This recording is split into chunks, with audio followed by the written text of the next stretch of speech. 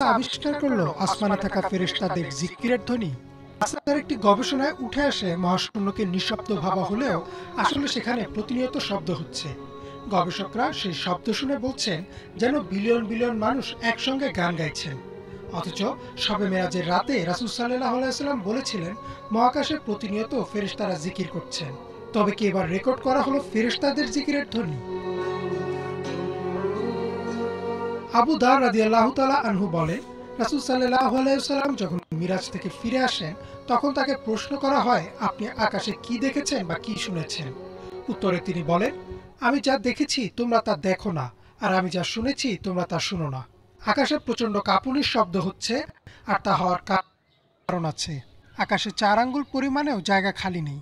সবখানে ফেরেশতারা সিজদায় আছেন আর আল্লাহর জিকির করছেন।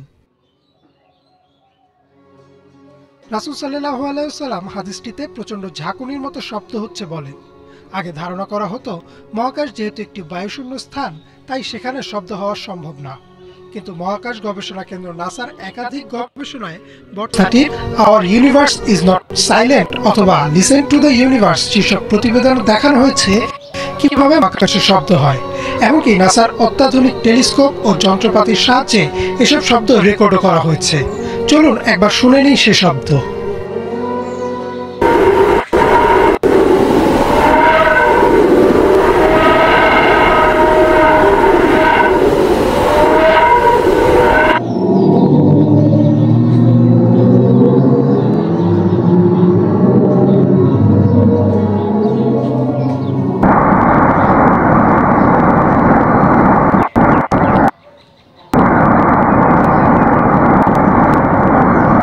গবেষকরা বলছেন মহাকাশে মুক্তভাবে ছড়িয়ে ছিটে থাকা বিভিন্ন কণা বা নক্ষত্রের রেডিয়েশনের কারণে এই কম্পন বা ভাইব্রেশন সৃষ্টি হয়। তার কারণেই শব্দের উৎপত্তি। শব্দগুলো ইলেকট্রোম্যাগনেটিক ওয়েভ আকারে থাকে, পরে সেগুলোকে শব্দ তরঙ্গে রূপান্তর করা হয়। একটু খেয়াল করলে দেখা যাবে যে রাসূল সাল্লাল্লাহু আলাইহি ওয়াসাল্লাম 1400 বছর আগেই বলেছিলেন যে আকাশে কাঁপুনির শব্দ হয়। নাসাও বর্তমানে বলছে শব্দ কাঁপুনির কারণে হয়। এমনকি গবেষণার সাথে যুক্ত একজন গবেষক বলেন, এই শব্দ শুনে মনে হচ্ছিল যেন বিলিয়ন বিলিয়ন মানুষ একসাথে গ্রেগরিয়ান চ্যান্ট গাইছে।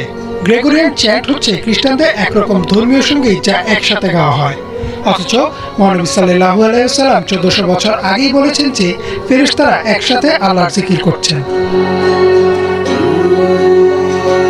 নাসা মহাকাশে এমন শব্দ আবিষ্কার করেছে ঠিকই, কিন্তু তারা এর পেছনে বিভিন্ন কারণ বর্ণনা করছেন। কোন গবেষণায় বলা হচ্ছে নক্ষত্রের চৌম্বক ক্ষেত্র, কোথাও আবার বলা হচ্ছে প্রাচীন মহাবিশ্বের বিস্ফোরণের শব্দ।